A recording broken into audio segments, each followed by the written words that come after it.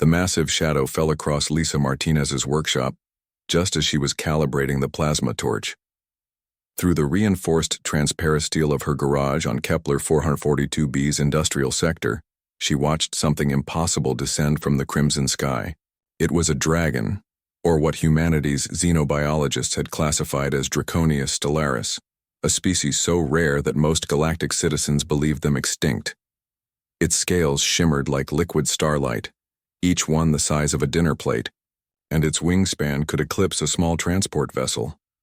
But this magnificent creature was struggling, its flight pattern erratic as it cradled something precious against its chest.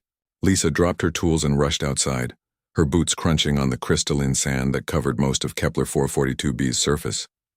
The dragon landed hard, sending up clouds of glittering dust, and she could see now what it carried. Another dragon, smaller and more delicate, its opalescent scales flickering weakly like a dying star. The larger dragon's eyes, each one larger than Lisa's head, and burning with an inner fire that seemed to hold the wisdom of millennia, fixed upon her. When it spoke, its voice resonated through her bones, the universal translator in her neural implant struggling to convert the complex harmonics. Human, it rumbled, the word carrying notes of both desperation and hope. I am Zephyrian of the seventh spiral. This is Celestara, my bondmate. She is dying. Lisa approached slowly, her engineer's mind already analyzing the situation. The smaller dragon's breathing was shallow, and strange metallic growths protruded from between her scales like technological parasites. She'd seen similar infections before, nanotechnological viruses that the hegemony used to subjugate resistant species. Hegemony nanoplague, Lisa diagnosed grimly. How long has she been infected? 3 solar cycles, Zephyrian replied, gently lowering his mate to the ground. I have taken her to the finest biohealers across 17 systems. The crystalline medics of Andromeda Prime, the quantum surgeons of New Arcturus, even the legendary flesh weavers of the Void Nebula, all have declared her condition terminal. Lisa knelt beside Celestara, pulling out her diagnostic scanner. The readings made her frown. The nanites weren't just destroying tissue, they were converting it, turning organic matter into some kind of hybrid biomechanical structure. It was horrifying and fascinating in equal measure. Then why bring her? To me? Lisa asked, though she was already formulating theories. I'm just a mechanic. Zephyrian's great head lowered until his burning eyes were level with hers. Because, human, you are the species that fixes what cannot be fixed. You take broken things and make them whole again. Not through ancient wisdom or mystical arts, but through... He paused, searching for the word. Stubbornness. Despite everything, Lisa smiled. Trust a dragon to sum up humanity's greatest trait so succinctly. Marcus, she called to her partner, who emerged from their shared workshop.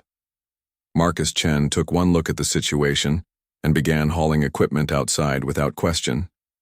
That was the thing about working with humans in crisis. They didn't waste time on explanations when action was needed. I need a full nanosurgical suite, quantum resonance scanner, and... Lisa paused, studying the readings more carefully. And patch me through to the colonial database. I want everything we have on hybrid biomechanical systems. Lisa, Marcus said quietly as he set up the equipment, the galactic medical community has classified nanoplague as incurable. The nanites adapt faster than any treatment can be developed. The galactic medical community, Lisa replied, pulling on her surgical gloves, hasn't tried percussive maintenance. Zephyrian tilted his massive head. I do not understand this term. It means, Lisa grinned, sometimes you fix things by hitting them really precisely. What followed was 18 hours of the most complex repair work Lisa had ever attempted. She didn't treat Celestara as a biological entity fighting technological infection. She treated her as a hybrid system that needed debugging. While Marcus monitored vital signs and managed the life support systems, Lisa dove into the nanite network with her tools. The breakthrough came when she realized the nanites weren't trying to kill Celestara. They were trying to upgrade her according to, hegemony specifications. The infection was actually a forced cybernetic integration system, designed to turn independent species into biomechanical drones. The nanites are following a program, Lisa explained to Zephyrian as she worked. But programs can be rewritten. Using a combination of targeted electromagnetic pulses, quantum interference patterns, and what Marcus later described as controlled electrical violence, Lisa began rewriting the nanites' base code. Instead of converting organic tissue to serve hegemony protocols, she reprogrammed them to enhance and strengthen Celestara's natural biology. The first sign of success came when Celestara's scales began to brighten, their opalescent surface reflecting light in patterns that seemed almost hypnotic.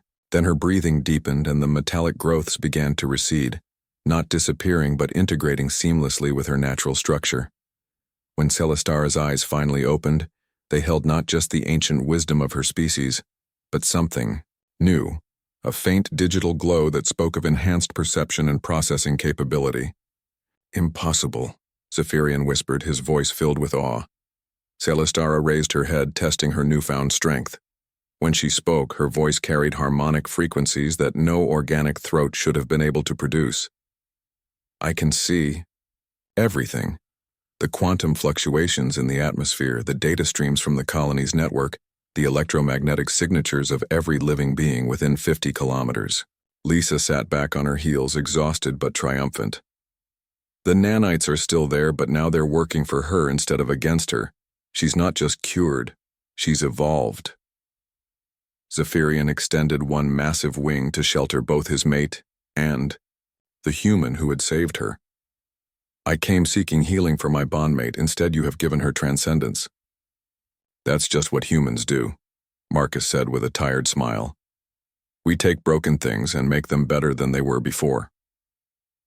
As news of the impossible cure spread through the galactic network, it sparked something unprecedented.